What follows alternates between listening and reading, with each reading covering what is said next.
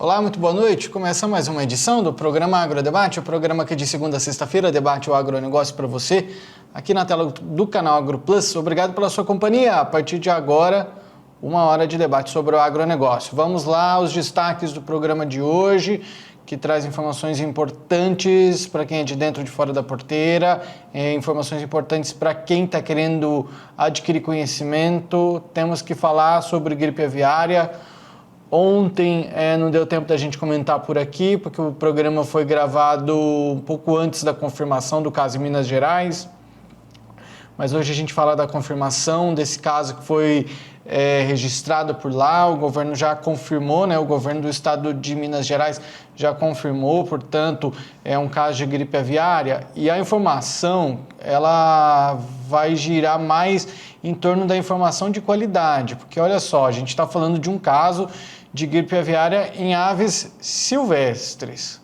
A gente não está falando de casos como a gente viu no caso do Rio Grande do Sul. Então é momento de alarde? É um momento de ficar em alerta, isso sim. Agora, o Brasil está numa situação ruim, está numa situação complicada? Ainda não chegamos lá e esperamos não chegar também. Então vamos falar sobre isso, falar sobre a qualidade da informação nesse momento. O governo de Minas Gerais também chegou a falar no momento em que confirmou, né, esse caso, que era algo que era esperado. Claro que ninguém espera, mas a gente vai tentar entender também por que o governo de Minas Gerais esperava esse caso.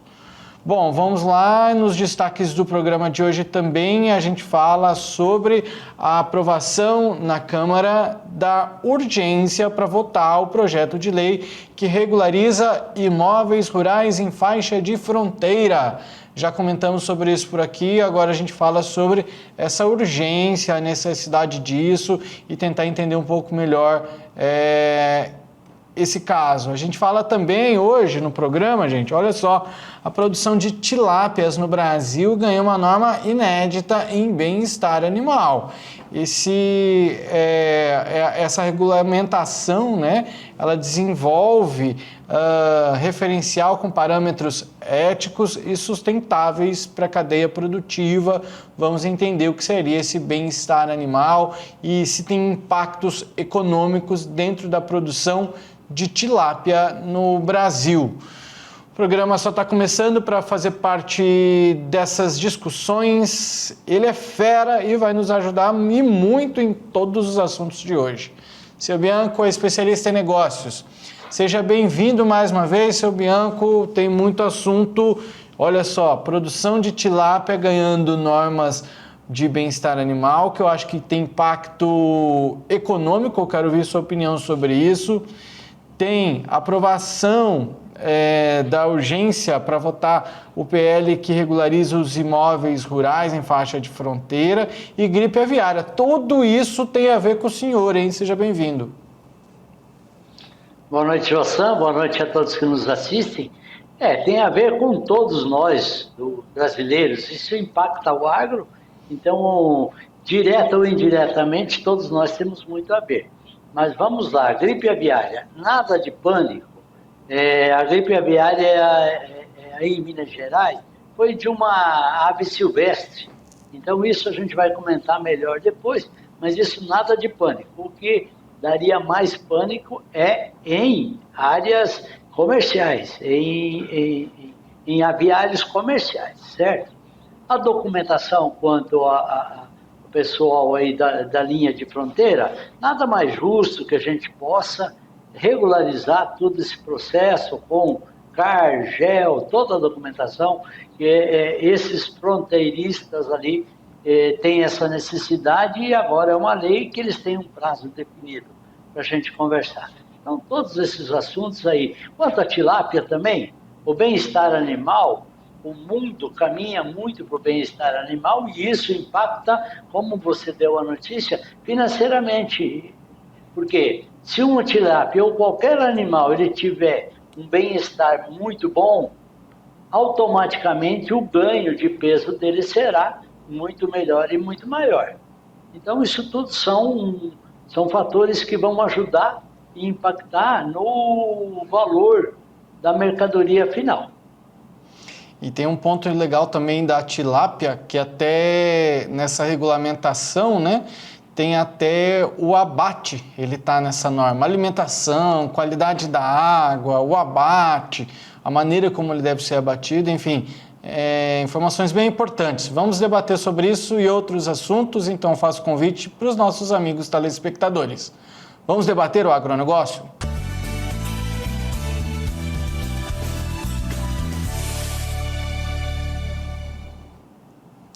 Seu Bianco, começamos com a gripe aviária, já que Minas Gerais confirmou ontem, terça-feira, dia 27, portanto, caso de gripe aviária por lá em uma propriedade que abriga aves migratórias.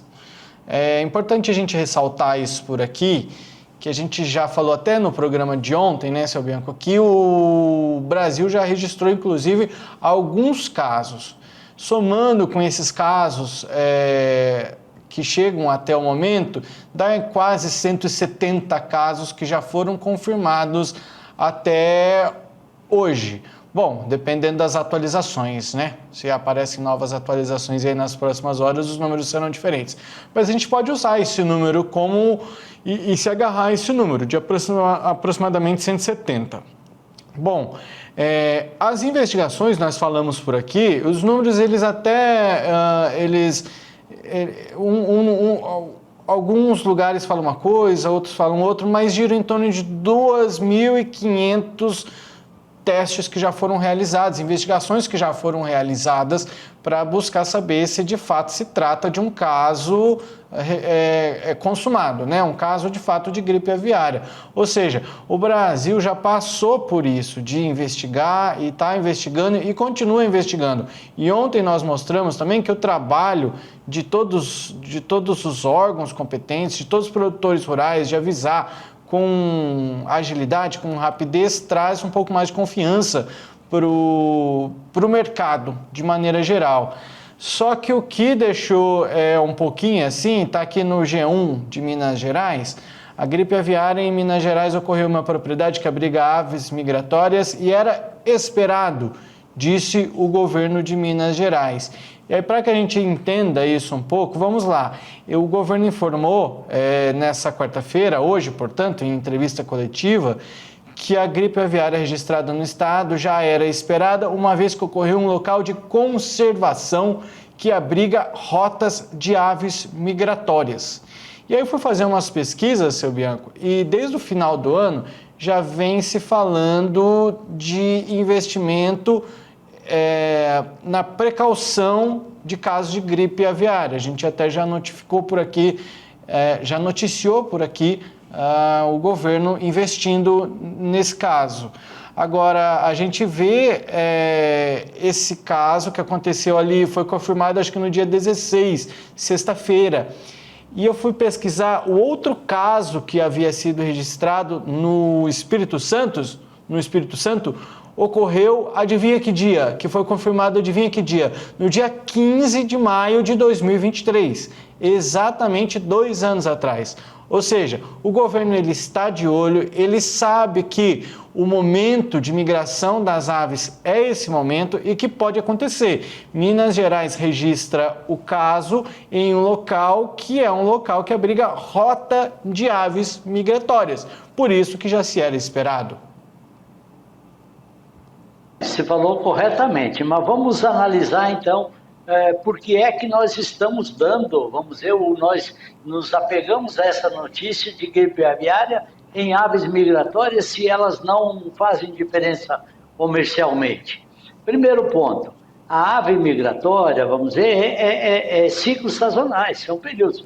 Lá no Rio Grande do Sul, enquanto havia o verão de lá, houve a migração de aves que vinham, dos Estados Unidos. Aí trouxe a gripe aviária ali mais ou menos na praia, por ali, mais perto de coisa. Hoje, com o frio que está entrando no sul do país, essas aves elas migram para outros locais. Tanto é que, na mesma semana de maio de 2023, com a mesma semana de maio de 2025, houve a gripe aviária em Minas Gerais. Então, são ciclos, eles fazem. Agora, por que é que nós devemos ficar atento a essas, justamente para gripe aviária, nessas aves, se elas são umas aves migratórias? Para que não impacte, ou vamos dizer, se nós não cuidar disso, se nós não cercar, se nós não eliminar aquelas aves que estavam no raio onde estava isso, essa gripe aviária, ela vai se expandir por todo Minas Gerais, por todo o Brasil e por todo o mundo. Então, é importante que nós possamos reter essa gripe aviária apenas e tão somente ali. Porque se invadir Minas Gerais inteiro, o Brasil inteiro e o mundo inteiro, quais os problemas que nós vamos ter? Vai ter que abater todas as aves do mundo, não haverá aves nem ovos para alimentação. E não que essas aves e esses ovos não sejam bons para alimentação, eles podem ser alimentados por seres humanos. Porém, com a morte ou a exigência, não a exigência, porque vão morrer pela gripe aviária todas as aves do mundo. Aí, aonde é que vai ter carne de frango? Não vai ter no mundo inteiro e nem ovos. Então, o objetivo principal de todos os governos desse negócio de sanidade é justamente cercar isso daí para que a gripe aviária fique exclusivamente nessas aves migratórias e não vá para granjas comerciais. Porque senão, ela indo para as granjas comerciais, aí sim exporta, impacta em exportação, em volumes de comercialmente. Mas enquanto ela for só nas aves migratórias, nós, o mundo, tem a obrigação ou temos a responsabilidade de informar aos órgãos para quê? Para que naquele raio ali sejam sacrificadas todas aquelas aves possíveis da gente poder pegar ali e abater, para que isso não vá para o mundo inteiro, para o estado inteiro, para o município inteiro, para o estado inteiro, para o mundo inteiro. Vamos lembrar que são 2 gansos que tiveram confirmação aí e uma espécie de um cisne negro silvestre mantidos em um sítio na cidade de Mateus Leme, lá em Minas Gerais, e não em uma granja comercial, como o senhor falou. Então, elas são criadas para passeio, de maneira ornamental, para deixar o lugar mais bonito, sem objetivo de consumo humano. E desculpe-me se eu estiver errado, mas os gansos eu acho que eles não voam assim, né? Então são aves que ficam ali rondando a região, ou seja, não saem fazendo voos altos por aí, só mal, um voo ali baixo, só, enfim. Mas eles mais andam, né? Eles não são muito de voar, mas é uma propriedade que é conservacionista, que recebe aves migratórias sazonalmente, como o senhor falou, por causa da época de frio. Ou seja, está tudo muito bem controlado, está tudo certo, não há motivo para pânico, e o governo informou, inclusive, seu Bianco, que a partir da confirmação dos casos no estado foram priorizadas medidas para evitar a propagação do vírus a partir dessa propriedade. O cuidado é para que a contaminação não chegue até as aves comerciais. Entre as medidas para evitar esse contato de granjas comerciais com as aves silvestres, está isolamento com uso de telas em galpões, cercas de isolamento e desinfecção de veículos. Isso é uma medida que ela é corriqueira, ela é diária nas granjas comerciais. Exatamente. Só que, Jossan, acrescentando aí, vamos dizer, o pato ele não voa e tal, mas porém, ali onde teve essa gripe aviária, as aves migratórias podem vir ali e o ganso passar para essa ave migratória, que essa ave migratória vai levar para frente. Então, qual é a intenção principalmente do governo mineiro? Ali onde estava essa granja, provavelmente eles fizeram até um telamento de tudo, até do teto mesmo. Para quê? Para que quanto menos se possa prolongar essa gripe, mas outras aves possam também ser contaminadas, quanto mais cercar ali, desinfectar tudo e matar todos aqueles animais, automaticamente aquele foco iria ter sumido ali mesmo. Dá para ver também que o governo mineiro também mandou jogar fora 450 toneladas de ovos, que seriam ovos mais ou menos que estavam nesse raio desse município. Muito bem pensado, porque pode ser que o ovo esteja infectado, do ovo vem o pintinho, leva para a granja comercial, pode ser que essa infecção lá na granja comercial no Rio Grande do Sul tenha sido como um processo mais ou menos idêntico a esse. A ave migratória veio, passou alguma coisa, e daí foi para os ovos, e dos ovos que levou para dentro da granja. Essas 450 toneladas são de ovos que vieram, inclusive, lá de Montenegro, lá no Rio Grande do Sul, onde foi confirmado o caso inicialmente, né? E o Ministério, então, já investigou em torno de 2.500, 2.800 casos, tem aqui na band.com.br, diz que o Ministério já investigou 2.800 casos de gripe aviária no Brasil desde 2023 e que 168 foram positivos. Isso sem considerar os casos agora o caso, né, de Minas Gerais no caso. Então é por isso que eu usei o número de aproximadamente 170. E aí, seu Bianco, vale lembrar também que tem mais um caso sendo investigado também lá no Rio Grande do Sul, que é na cidade de Antagorda. E quando a gente fala do Rio Grande do Sul, e principalmente da cidade de Antagorda, a gente precisa relembrar que o município é o mesmo que lá no dia 17 de junho do ano passado, um caso da doença de Newcastle foi confirmado.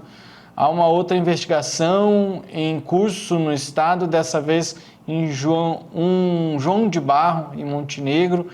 Então, ou seja, as investigações continuam, mas por enquanto não há motivo para pânico, a economia controlada, como nós comentamos ontem por aqui. O governo está super preparado para isso, está atento. Qualquer ave que esteja morta, que seja comunicada, eles correm. Eles aconselham até as pessoas, quando você vê uma ave morta assim, principalmente a ave migratória, você não tocar nela e chamar o INDEA. E o INDEA vai e faz análise de tudo. Então, o governo está muito preparado. Nós, o povo também, não deve ter pânico. A alimentação de aves pode ser feita porque a gripe aviária não é transmitível para seres humanos.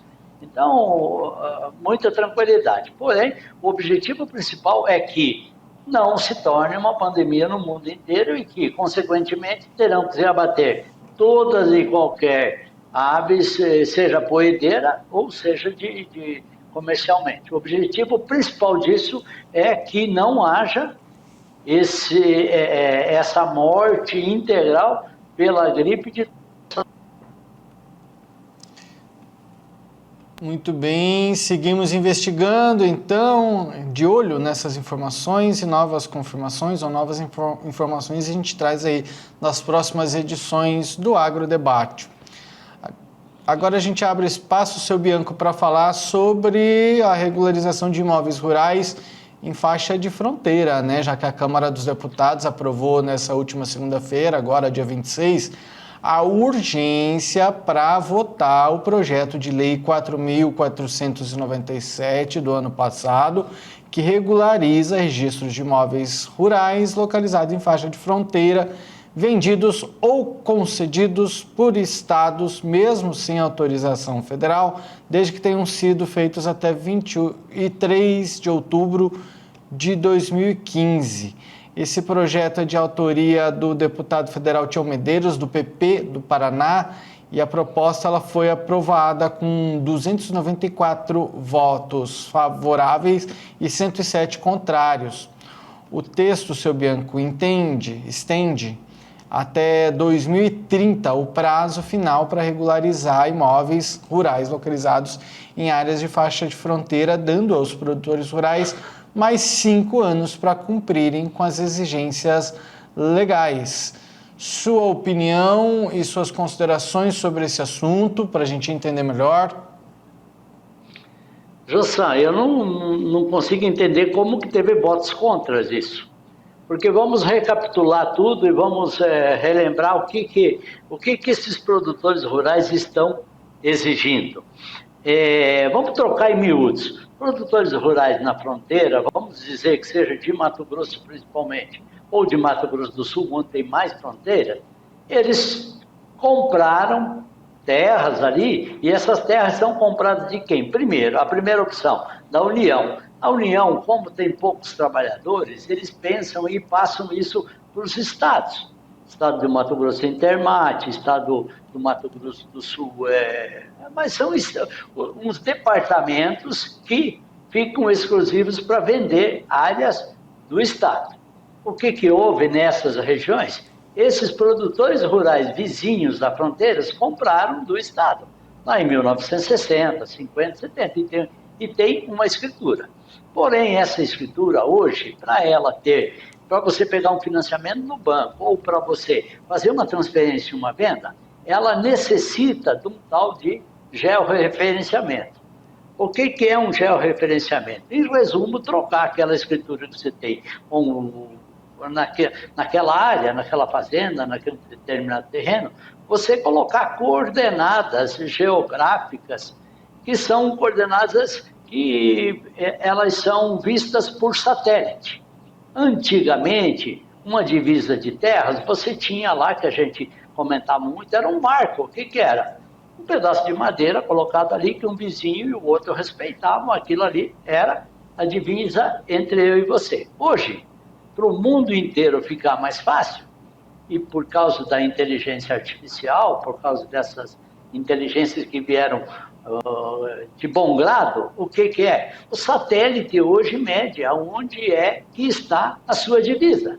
E isso é medido por quê? Por números, lá, umas coordenadas geográficas, ou identificadas como coordenadas geográficas, ou coordenadas UTM, mas são números.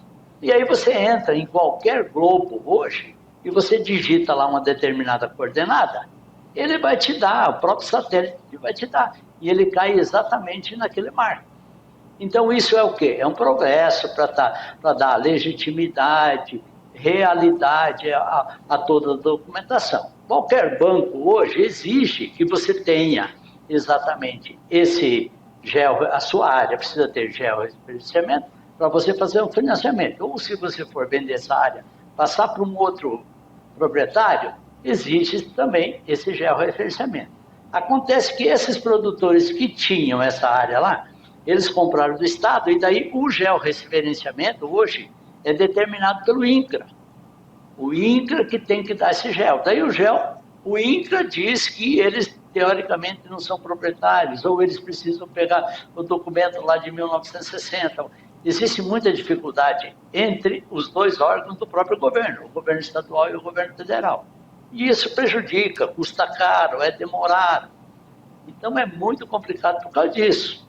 Não é que seja muito complicado, mas é oneroso, custa. O produtor já tinha uma escritura, por que é que ele vai gastar com isso? Além de, se você for num banco e pedir qualquer financiamento hoje, não sai nada para você se você não tiver um documento chamado CAR, C-A-R. O que é o CAR? O CAR é uma foto da sua propriedade, tirada do satélite. É uma foto do satélite que ela vai falar, aqui tem um riozinho nessa ponta que começa na casa e vai lá, uma foto. Quanto que você tem de plantio? Tantos hectares de plantio, tanto de mata, tanto. Super certo. Um espetáculo. Você, como produtor, não pode mentir para ninguém que sua área tem. Eu tenho, dos meus 100 hectares, eu tenho 90 hectares plantando. Cadê seu CAR? Você mora lá no CAR, vai ter 87 hectares e meio, e não é 90 que você está falando. Então isso prova e dá a realidade a todos que exatamente é a realidade do que tem. Porém, tudo isso tem o quê? Custos financeiros.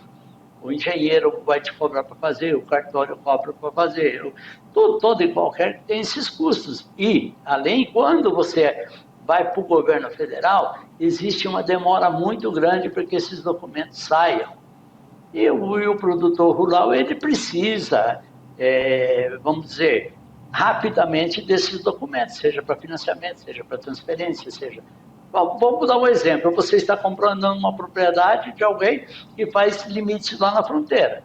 Você não tem certeza se aquela área é aquela área mesmo, ou se aquele indivíduo que está te vendendo é o proprietário. Como que você tem a certeza disso? Com a transferência da escritura. Só que daí, para se fazer a transferência de escritura, tem todo esse processo.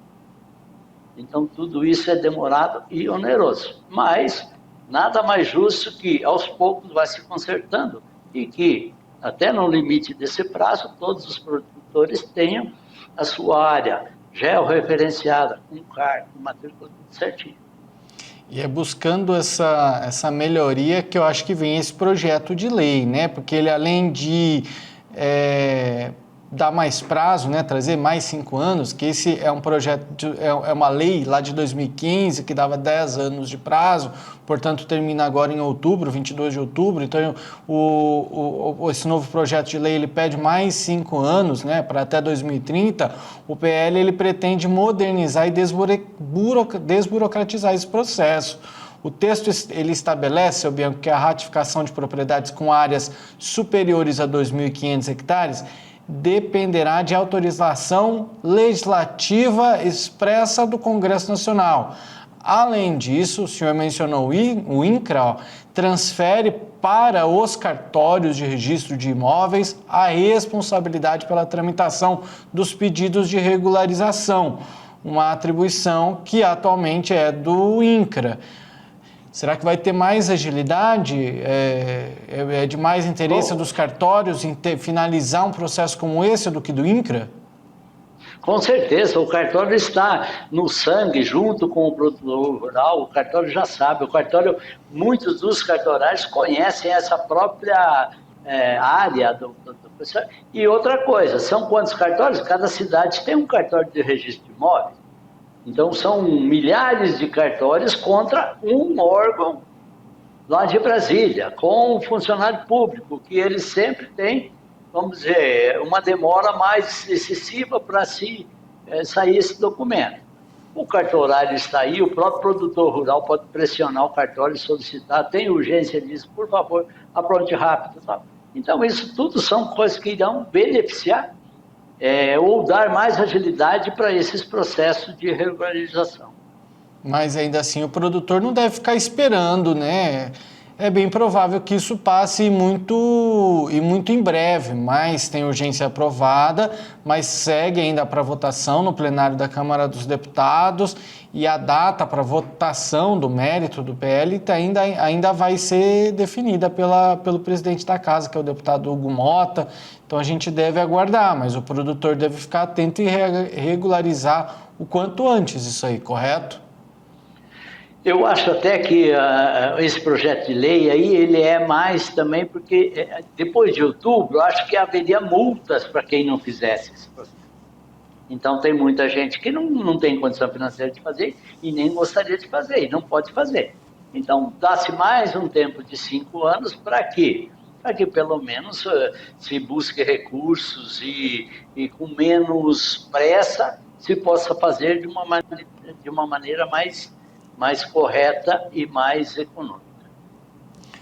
Muito bem, recado dado, informação dada. Seguimos para o nosso próximo assunto, seu Bianco, que é o mercado de grãos, né? A gente vai falar sobre milho, sobre o câmbio, sobre soja, sobre tudo um pouquinho. Vamos falar também sobre o clima, que com essa chegada de frente fria pode interferir no milho, principalmente nas regiões sul do país, principalmente no estado do Paraná, que acabou de começar a colheita do milho, está colhendo milho.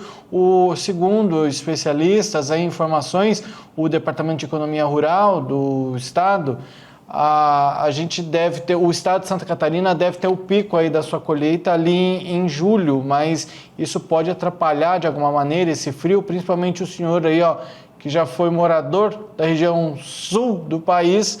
Vamos tentar entender por que o frio pode causar esses estragos, mas a gente faz um breve intervalo comercial agora. No próximo bloco a gente fala sobre esses assuntos e hoje ainda tem muito mais para você. A gente já volta.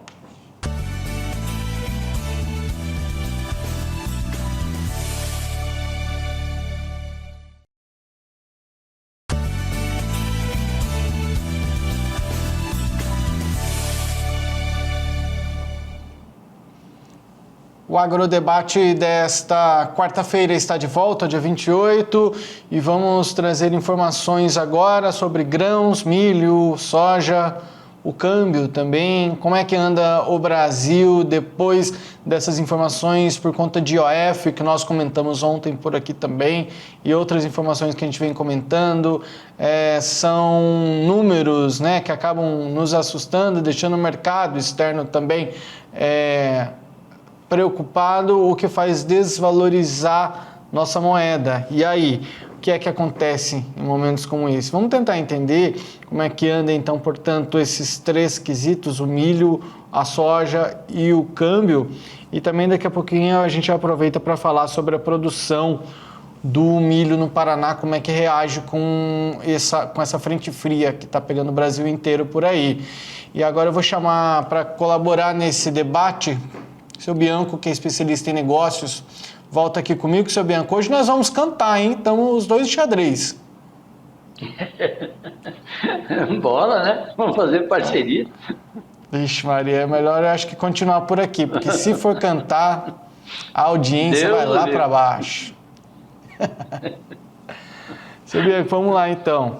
As informações que nós vamos trabalhar aqui agora, elas estão dentro da plataforma, do site do Grão Direto, e dizem respeito à data de hoje, dia 28, fala sobre milho, soja e câmbio. É um apanhado que eles fazem diariamente e um resumo bem curtinho sobre o que acontece. Então vamos lá, começando em ordem, vamos começar pelo milho. Na avaliação do Grão Direto, o resuminho diz o seguinte: quase toda a área já foi plantada nos Estados Unidos, com 85% das lavouras em boas ou excelentes condições e boa umidade no solo. Isso pressiona os preços para baixo na CBOT, que é a bolsa, uma das bolsas mais tradicionais de Chicago. Então, o que é que a gente fala sobre o milho, seu Bianco? A gente tem aquela história da demanda e da oferta. A gente tem aí, portanto, quase toda a área plantada.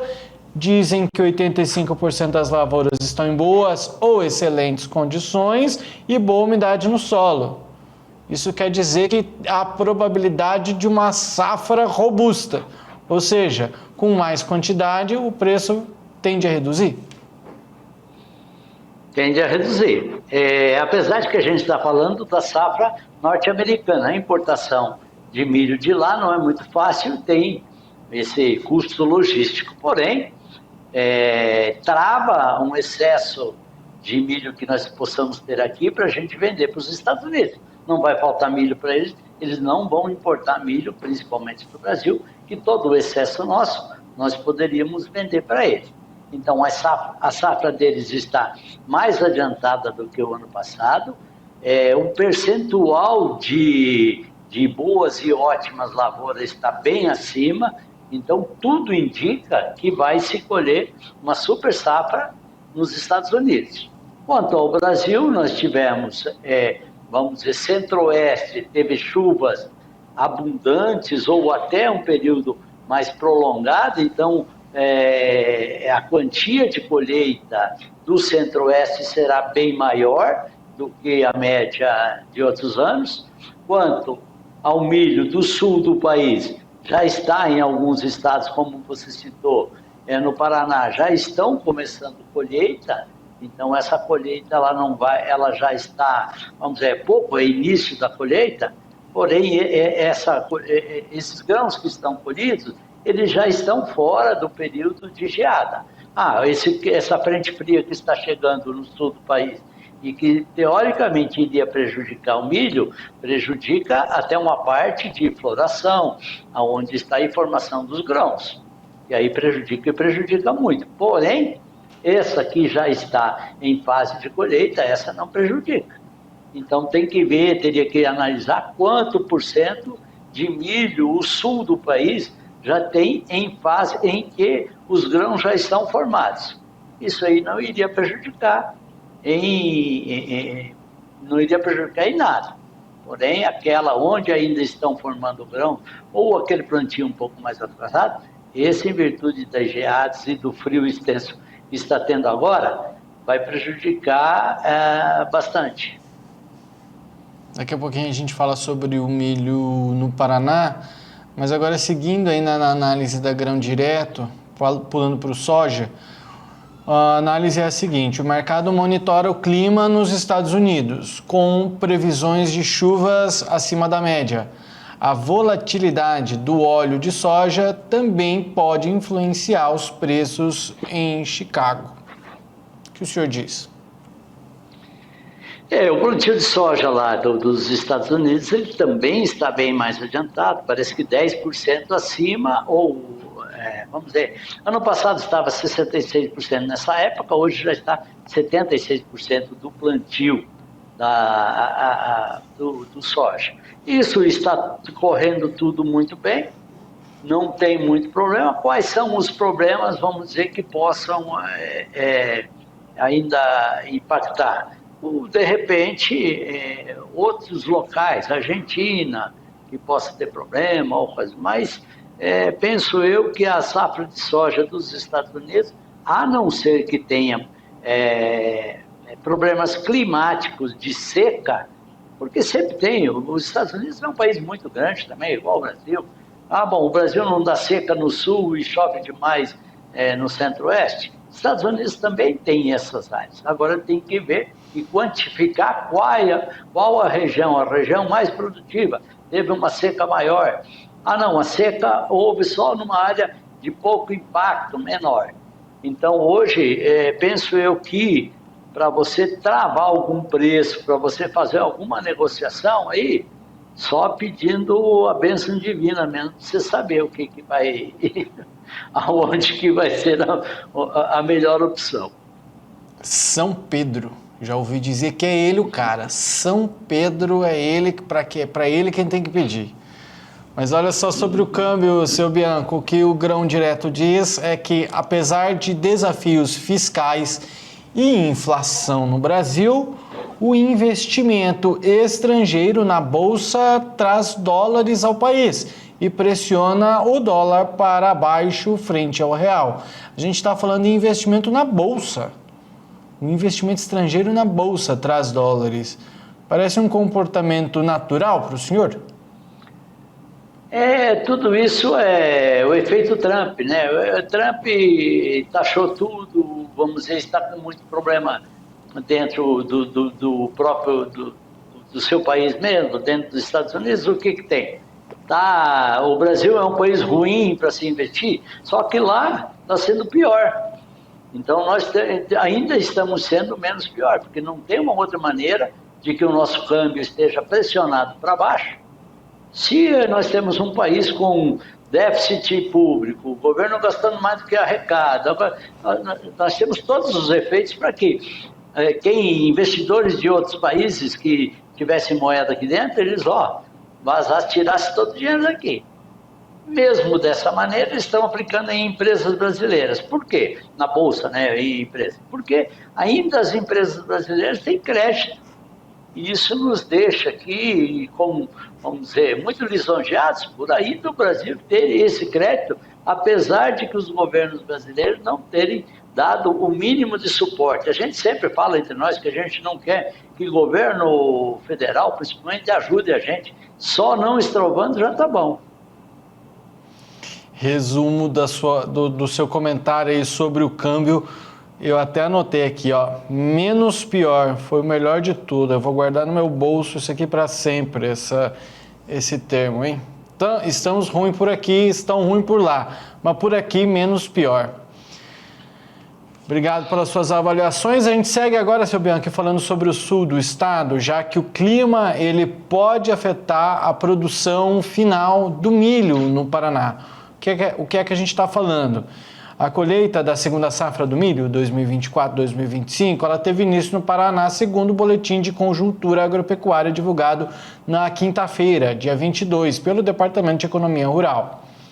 De acordo com o relatório semanal publicado pelo Departamento de Economia Rural, na última terça-feira, até o momento foram colhidos pouco mais de 16 mil hectares no estado.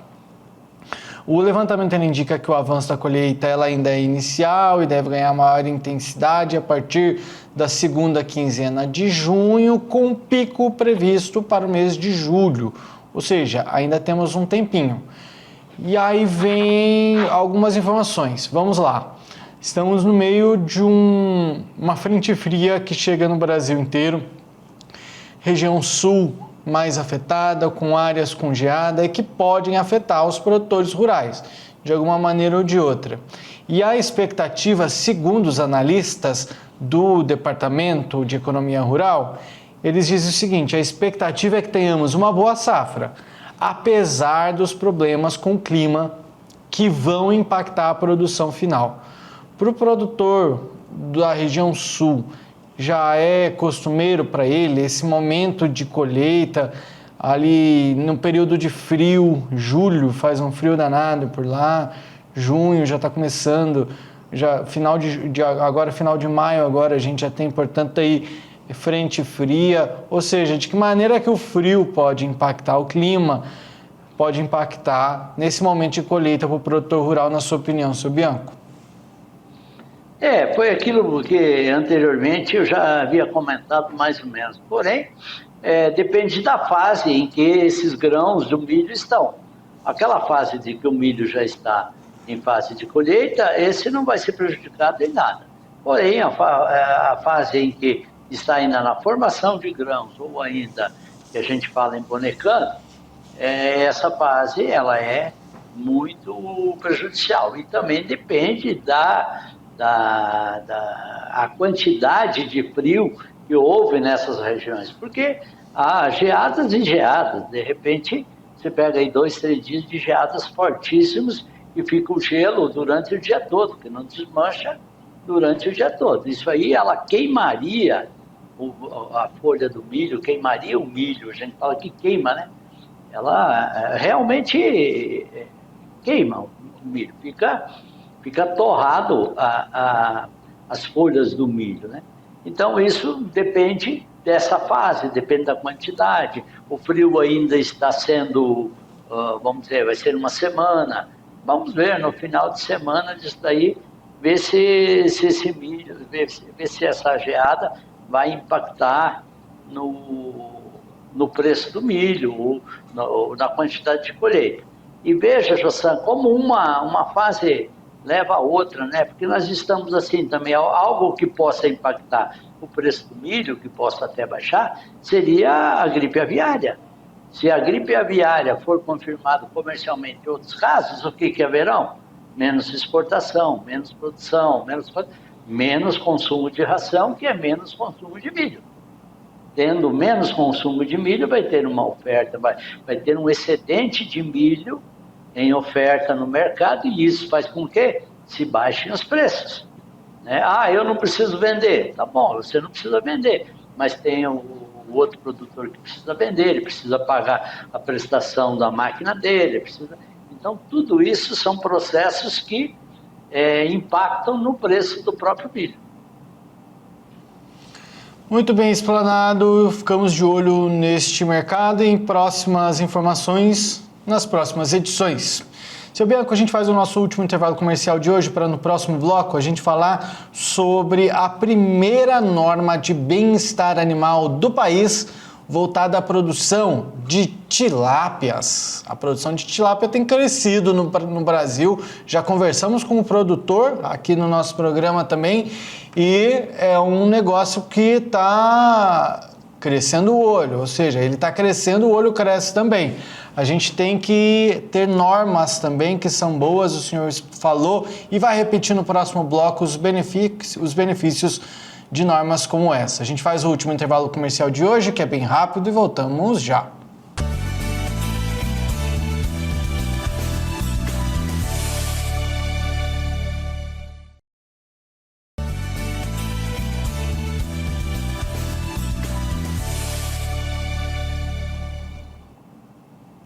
O Agrodebate está de volta desta quarta-feira, dia 28, para falar agora sobre a produção de tilápias, que está ganhando uma norma inédita de bem-estar animal. Vamos lá.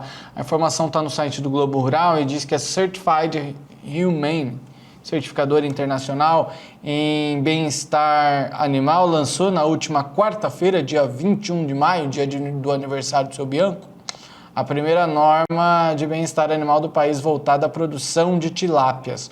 O conteúdo da norma abrange quesitos como alimentação adequada, densidade e qualidade da água, biosseguridade, transporte e insensibilização no momento do abate, estabelecendo diretrizes para o manejo responsável em todas as fases produtivas até o abate. Seu Bianco volta aqui conosco para a gente conversar sobre esse assunto. E, seu Bianco, isso não é novidade para quem é produtor de animais. Em outras produções já existem também exigências como essas, como o exemplo do frango também. Exatamente, Jussan. Essas exigências são o mercado internacional, o mercado brasileiro, o ser humano, ele não gosta de que tenha maltrato aos animais. E não é que os animais estejam sendo maltratados. Quanto mais bem-estar você der ao animal, mais progressos você vai ter como conversão alimentar muito melhor. Tanto é que o processo de suinocultura que existem as porcas criadeiras, elas ficavam numas baias, presas numa baia. O objetivo principal disso era ela não conseguir matar os leitões, né? Porque muitas vezes ela deitava em cima dos leitões. Hoje mesmo, e daí ela ficava presa, a maioria do seu tempo presa ali numa baia, num espaço muito restrito. Hoje mesmo a expansão disso tem uma exigência que ela deve ficar num espaço bem maior, para que ela caminhe, para que ela... Entendeu? Mais qualidade de vida para o próprio animal. Tá? Tanto isso quanto qualquer outro animal. Até o abate mesmo hoje de qualquer ave, de qualquer suíno, bovino, eles são feitos uns abates exclusivos para que o animal não sofra. Esse é o objetivo principal. Quanto à vida útil de qualquer um desses animais, também um bem-estar animal. Vamos nos peixes agora. O peixe, então, ele necessita como que se criava peixe antigamente? Se colocava em um determinado açude o triplo de peixes que seriam suficientes para a própria criação ali. O que iria acontecer com isso? Falta oxigênio, alimentação faltante também. Essa falta de oxigênio e menos alimentação impacta na conversão alimentar. Chegava-se ao fim da vida desses próprios peixes que não tinham ganho-peso, não tinham nada, e comercialmente ficava inviável. Então, essa lei hoje ela está vindo principalmente para isso, e ela será benéfica para quem? Para o próprio produtor rural, que ele, para o produtor, irá ganhar mais na qualidade de vida dos animais e também irá ganhar mais na conversão de peso que esses animais poderão dar na sua fase final, e vão direto para o abate. É um investimento, né? Às vezes o produtor ele pode ver isso como, poxa, um gasto a mais aqui para mim, uma exigência desnecessária, mas no final das contas, mais cedo ou mais tarde ele vai perceber, caso ele tenha esse pensamento, né? Ou muitos já têm o pensamento de que se trata de fato de um investimento e que o bem-estar animal ele vai trazer melhorias. Ou seja, ele vai percebendo que isso aí é um investimento.